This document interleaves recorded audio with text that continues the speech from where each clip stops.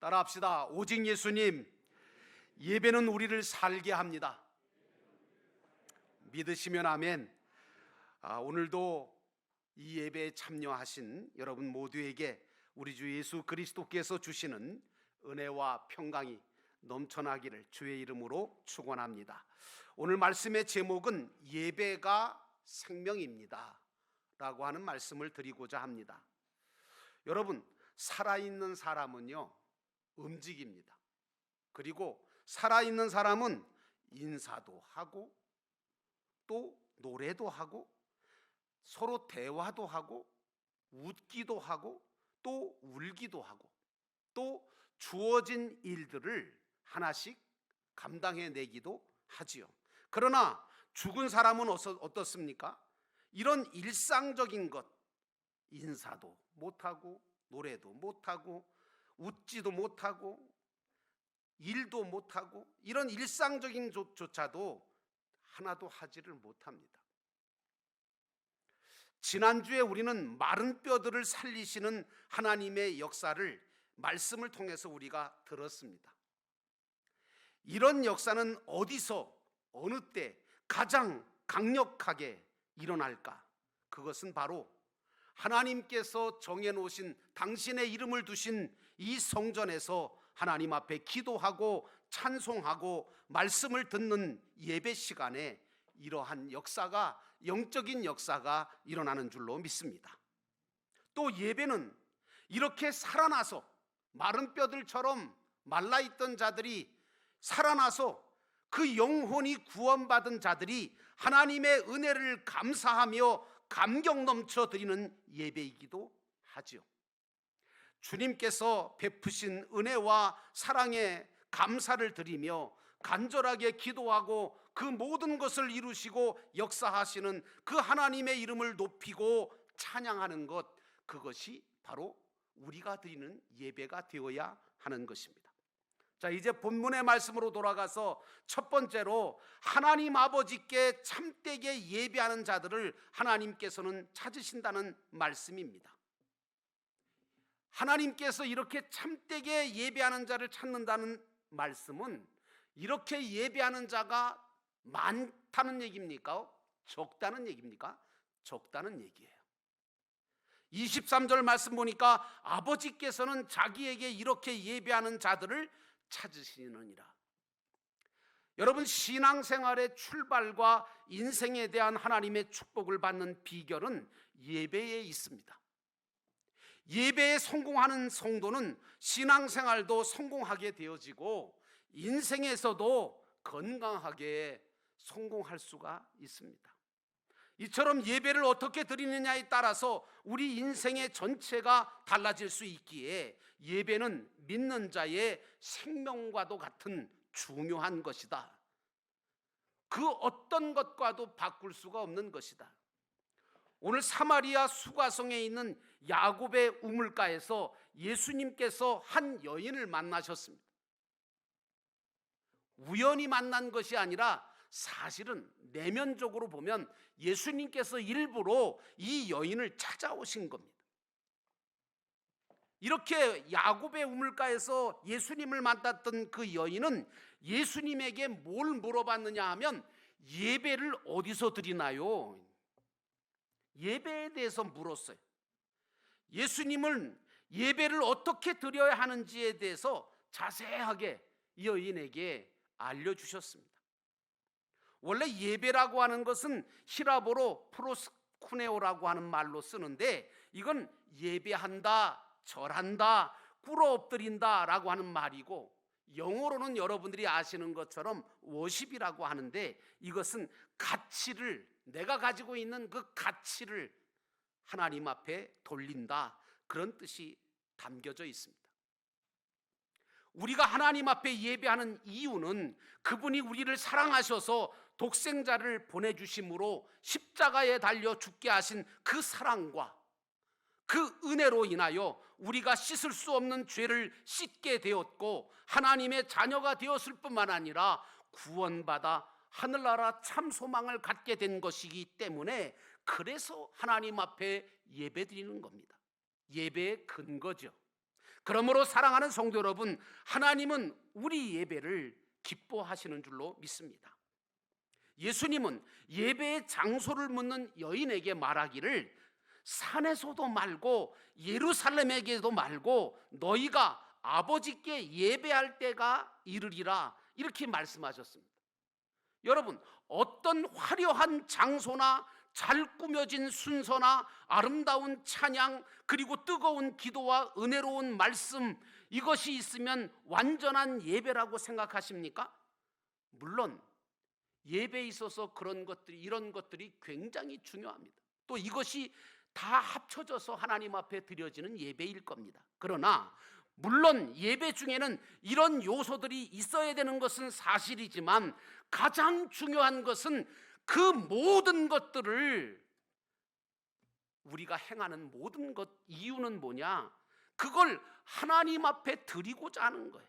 그러니까 말하자면 이 예배에 있어서 가장 중요한 것은 하나님 아버지께 드려지는 것이 되어야 한다는 사실입니다. 아무리 잘 준비한 찬양 하나님 앞에 드려지지 않으면 소용없는 거예요. 여러분은 예배 드릴 때마다 우리의 영혼의 아버지 하나님을 생각하시고 그분이 이 모든 것을 받으실 분이심을 인정하고 예배하고 계십니까? 그렇게 되시기를 주의 이름으로 축원합니다. 신명기 5장 7절 말씀 보니까 하나님께서는 나 외에 다른 신을 섬기지 말라고 하셨어요. 여러분, 우리의 예배를 받으실 분은 누구예요? 하나님이세요. 그리고 그분은 뭐예요? 영이시기 때문에 보이지 않지만 어느 곳에나 언제나 우리가 진심으로 하나님 앞에 예배할 때 그곳에 하나님은 임재하시는 줄로 믿습니다. 그러므로 사랑하는 성도 여러분, 하나님은 우리가 예배할 때 가장 기뻐하십니다. 하나님은 영이시니라고 하는 말씀은 우리의 예배를 받으시는 하나님께서는 어떤 특정 장소에만 계시는 분이 아니라 그분이 자신의 창조자이시고 아버지이심을, 그분을 정말 자신의 창조자이고 그리고 아버지라고 하는 사실을 가장 확실하게 믿고 부르며 기도하고 찬송하며 예배하는 자들 가운데 늘 계시는 분이라는 말씀입니다. 그분은 영이시라 완전하시고 어느 누구에게나 제한을 받지 않으시며 전적으로 나라고 하는 나를 위해 존재하시고 역사하시며 나를 만나주시고 나를 축복해 주시는 아버지 하나님이신 줄로 믿습니다. 그러므로 하나님께 참된 예배를 드리면 하나님은 시공간을 초월하셔서 우리의 예배를 받아주십니다. 그래서 신앙의 선진들은 가는 곳마다 하나님 앞에 제단을 쌓고 예배를 드렸습니다. 특별히 아브라함 같은 사람. 하나님이 우리에게 예배를 드리라 하신 것은 당신만 영광 받으시려고 예배 드리라고 한 것일까요? 아니요. 오히려 반대입니다. 오히려 예배를 드리는 우리를 축복하시기 위해서, 은혜를 주시기 위해서 예배를 드리라고 하신 줄로 믿습니다. 나를 영광스럽게 만들어 주시기도 하고 나를 세워 주시기도 하고 나를 통해서 당신의 뜻을 이루어 가시는 분이 바로 우리의 예배를 받으시는 영의 아버지이신 하나님이신 줄로 믿습니다. 그러므로 두렵고 떨리는 마음으로 오늘 이 시간에도 우리의 예배를 받으시는 그 하나님, 보이지 않는 가운데 이곳에 와 계셔서 저와 여러분의 기도와 찬양과 그리고 말씀을 듣는 이 시간에 함께 해주시는 그 하나님을 믿음으로 예배하시는 여러분 되시기를 주의 이름으로 축원합니다. 두 번째로, 영이신 하나님은 우리가 영으로 예배하기를 원하세요. 영으로. 그래서 23절에 보니까 아버지께 참되게 예배하는 자들은 영과 진리로 예배할 때가 오나니 하고 영으로 예배할 때가 온다, 이렇게 말씀하고 계세요. 여러분, 영으로 예배한다는 말씀은 무엇일까요? 그거는요, 성령의 인도하심을 받아서 성령의 역사로 회개와 감사함을 가지고 드려지는 예배가, 그게 영의 영적인 예배인 거예요. 여러분, 아무리 유명한 가수가 이 자리에 와서 찬양을 그냥 고급지게 부른다고 해서 하나님이 받으실까요? 아니요. 성령의 역사가 없는 찬양 안 받으세요. 성령의 역사가 없는 기도, 성령의 역사가 없는 말씀, 그야말로 메마른 예배고 생명이 없는 예배가 되고 마는 거예요. 그러므로 찬양단도 찬양대도 설교자도 기도자도 참여한 모든 성도들도 마찬가지로 성령의 역사가 일어나기를 위해서 기도하고 자리에 서셔야 돼요. 기도도 안 하고 찬양단이 여기 서면 어떻게 해? 기도도 안 하고 찬양대가 서면 어떻게 해요? 안 되죠. 정말 기도하고 쓰셔야 돼요. 무슨 기도예요? 저는 여러분 예배 드리기 전에 하나님 앞에 물론 사무실에도 기도하지만 이 강단에 올라오면 두렵고 떨림으로 기도합니다. 하나님 제발 오늘 이 예배 시간에, 설교 시간에, 기도 시간에, 찬양 시간에 성령이 역사해 주옵소서. 그 기도를 하고 예배를 시작합니다. 그래야 하나님의 역사가 일어나지 않겠어요? 성령이 역사하시던 초대교회 마가의 다락방의 120문도의 예배는 그야말로 뜨거웠습니다. 말씀이 있었고 회개가 있었고 기도가 넘쳤습니다. 기도에 전혀 힘쓰다가 불의 혀 같은 성령의 역사가 나타나고 비둘기 같은 성령의 역사가 일어났고 모두가 하나가 되어 하나님을 찬양하고 회개하고 그리고 뛰어나가 복음을 전했습니다. 사랑하는 성도 여러분, 마음과 뜻을 다하여 영으로 예배하시는 여러분 되시기를 주의 이름으로 축원합니다. 예배는 어떤 형식이나 수단으로 드려지는 것이 아닙니다. 마음을 다하고 뜻을 다하고 정성을 다하여 하나님께 드려져야 하는 것입니다. 하나님은 물질 세계를 초월하신 분이기 때문에 세상적인 어떤 방법이나 물질적인 것으로 교제하기보다는 우리의 마음의 중심을 하나님 앞에 드리기를 원하세요. 그러니까 아무리 많은 헌금을 드려도 마음 없이 드리는 헌금 하나님께서 안 받으세요. 그 기뻐하지 않으신다고요. 무엇보다 마음속 깊은 곳에서부터 진정한 회개와 진정한 감사로 드려지는 예배, 그리고 주님을 향한 진정한 사랑의 고백을 가지고 드려지는 예배가 여러분과 저의 예배가 되어야 될 줄로 믿습니다. 어떤 형식이나 화려한 의식이나 그리고 사람들이 볼 때 그럴듯한 그런 예식 때문에 하나님이 예배를 받으시는 거 아닙니다.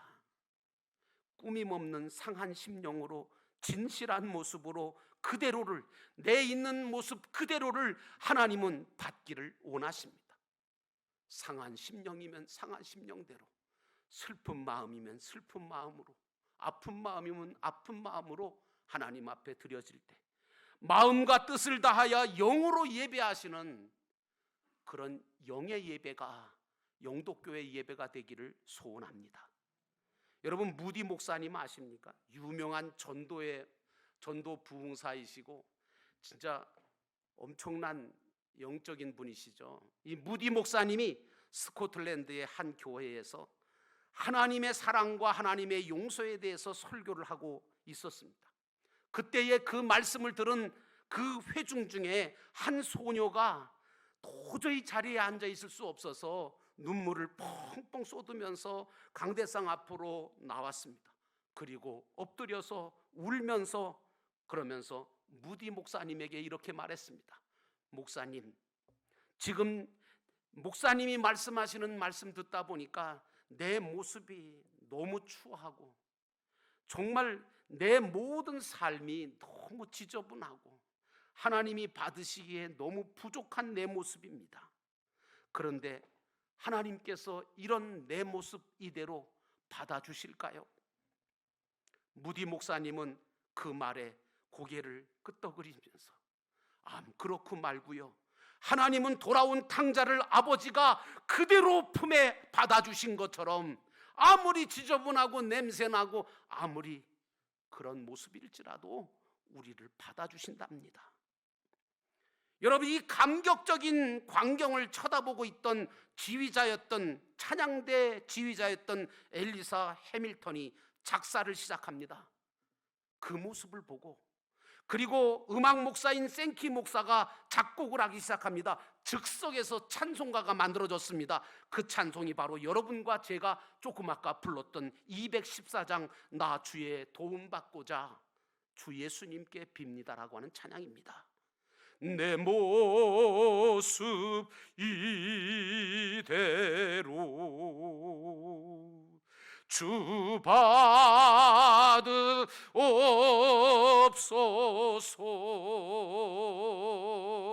날 위해 돌아가신 주 날 받으옵소서.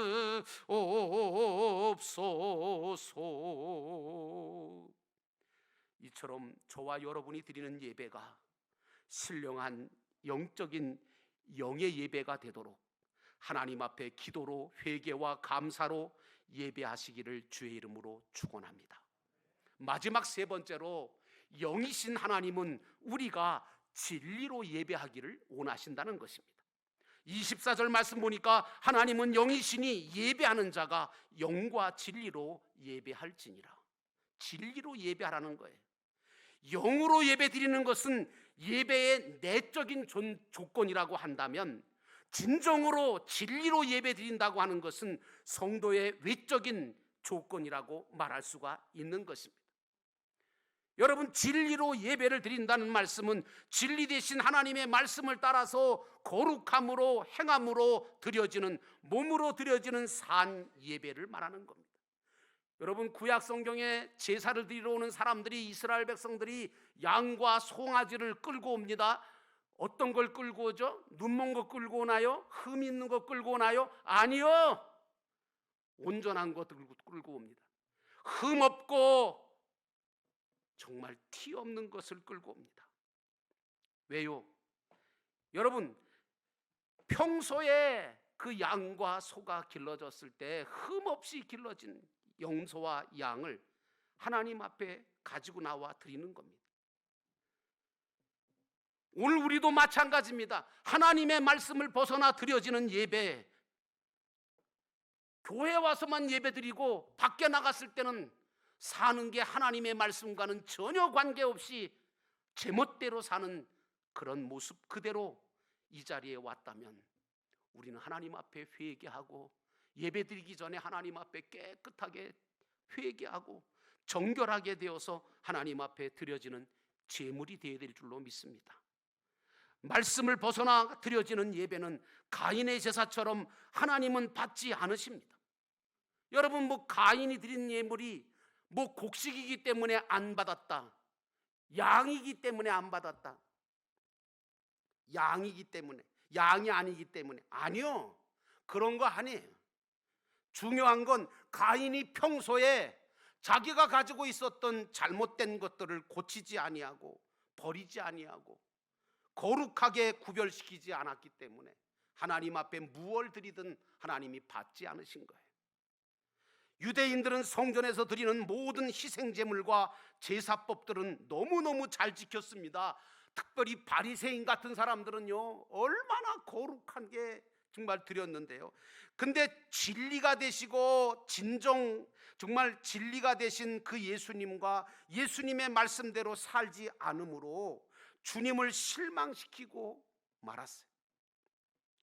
사랑하는 성도 여러분, 주님의 말씀대로 살아가다가 하나님의 성전에 올라와 영으로 예배하시기를 주의 이름으로 축원합니다.